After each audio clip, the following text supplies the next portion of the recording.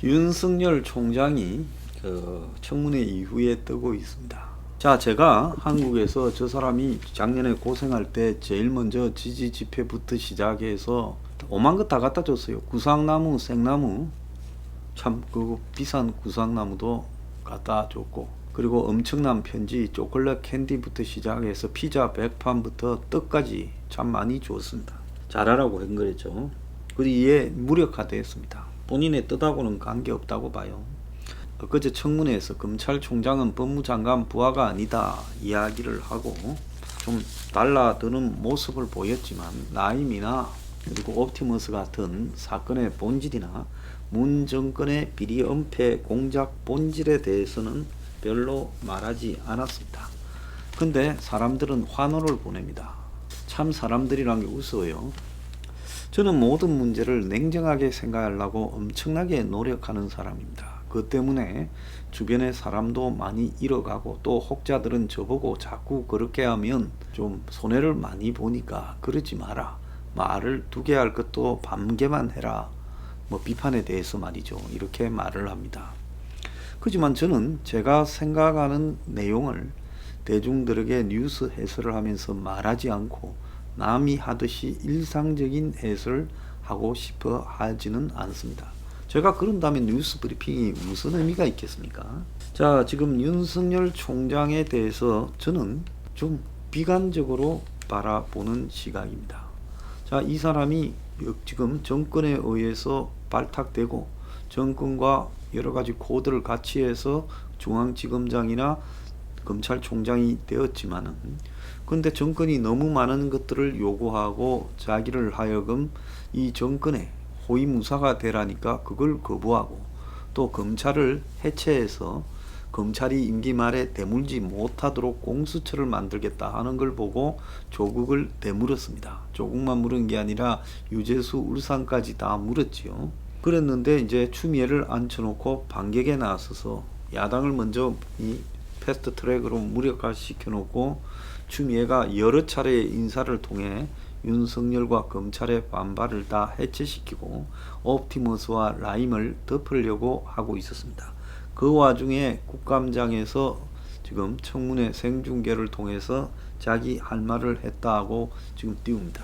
자, 그렇지만 그 말의 핵심적인 본질에는 제가 봤을 때 좀 진짜로 이 사람이 문 정권이 자기 비리를 막기 위해서 지금 검찰을 갖다가 해체하고 있다라는 말을 하지 못하고 추미애, 즉 권력의 신여와 싸움으로 이렇게 국한시켜서 자꾸 이야기를 하고 문이 자기 임기를 보장했다라는 식으로 말을 합니다. 그래서 핵심의 본질에 도달하지 못하고 비본질적인 문제로 추미애와 싸우는 것처럼 보였는데, 이 사람의 말투와 이 사람의 그 행동을 보고 마치 엄청난 야권의 투사가 생긴 양 칭송을 합니다.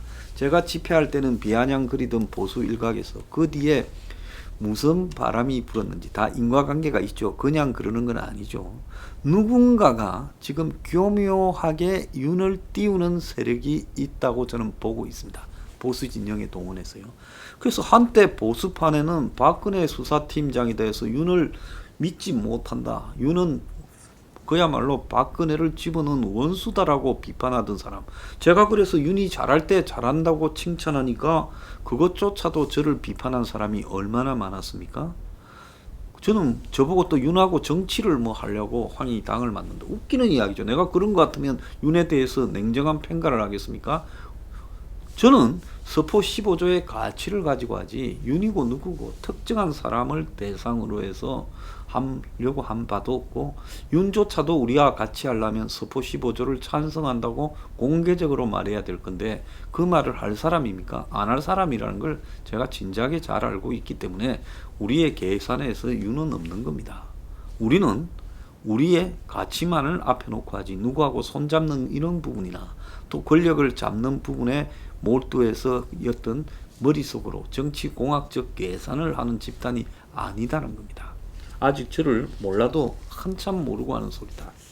자, 그런데 윤은 결론적으로 본인이 아는지 모르는지 모르지만 야권의 대선 주자 역할로 자리매김시켜 놓고 식물인간으로 내년 8월까지 윤을 갖다가 끌고 가면서 그야말로 야권에서 새로운 대선 주자들이 내년 8월까지 나오지 못하도록 누르고 있는 역할을 수행하고 있다는 겁니다. 그거는 이낙연이를 앞에 내세워 가지고 이 정권이 최근에 이제 이낙연이가 총리 그만두고 총선에 출마하고 지금 당 대표가 될 때까지 누르고 있었잖아요. 그러다가 이제 그 뒤에 이재명이를 설 풀어주면서 이낙연, 이재명 양자 구도로 가는데 한동안에 한 3년은 이낙연이 혼자서 여권의 지금 대선 주자들을 누르는 역할을 했죠.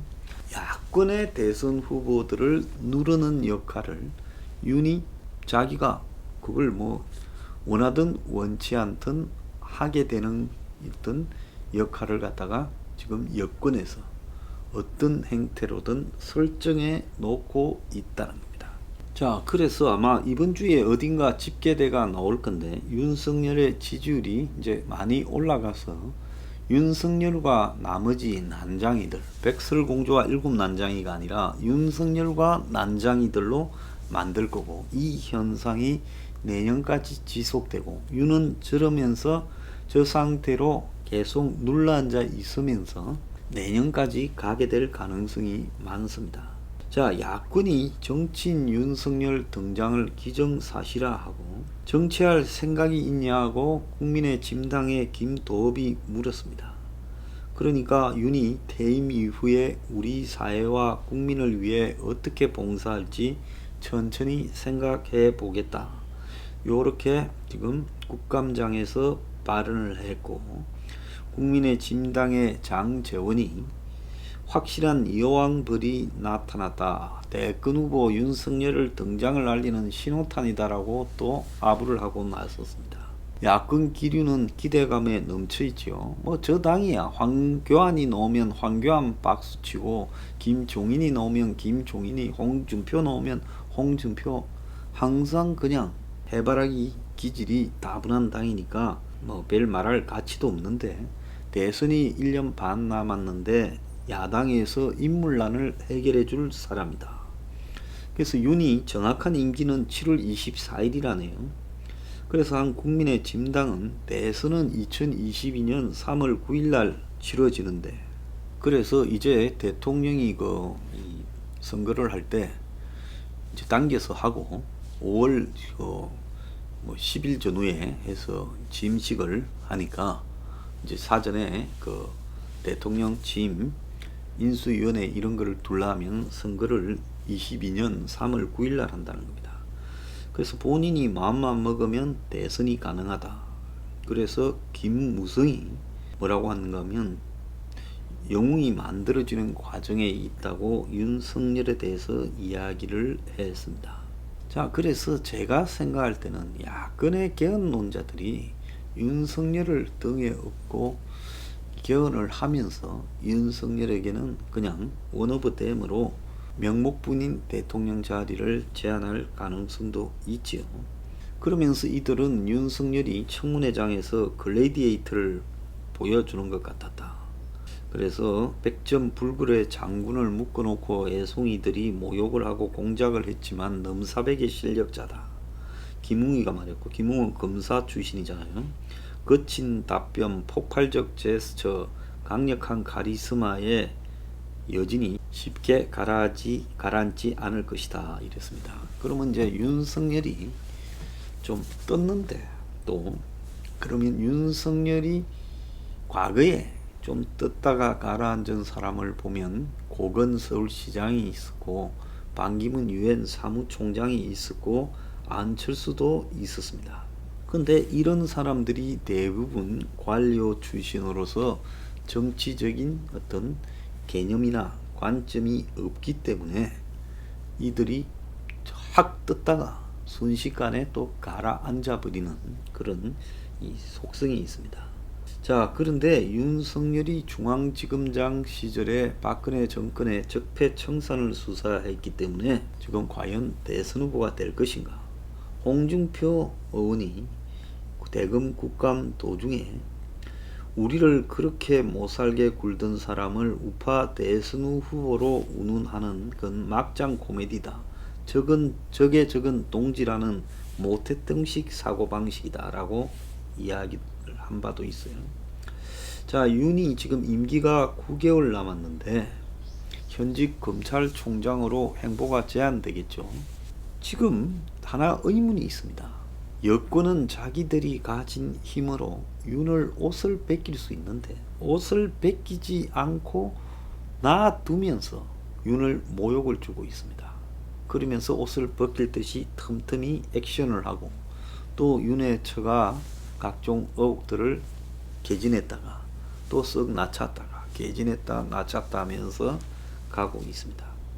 그래서 저들 입장에서는 윤을 어느 정도까지는 살려놓고 야권에서 기대를 갖도록 해주는 게 낫고, 윤은 또 사실상 정치적 행위를 하지 못하고 이제 더 이상 언론을 탈 일도 없을 겁니다. 일부에서는 기대감을 갖고 지도부는 선긋기를 하고 또 아스팔트 보수같이 국민의 진당에서 자신들에게 좀 밥그릇을 주지 않아서 입이 튀어나온 쪽에서는 윤을 밉니다.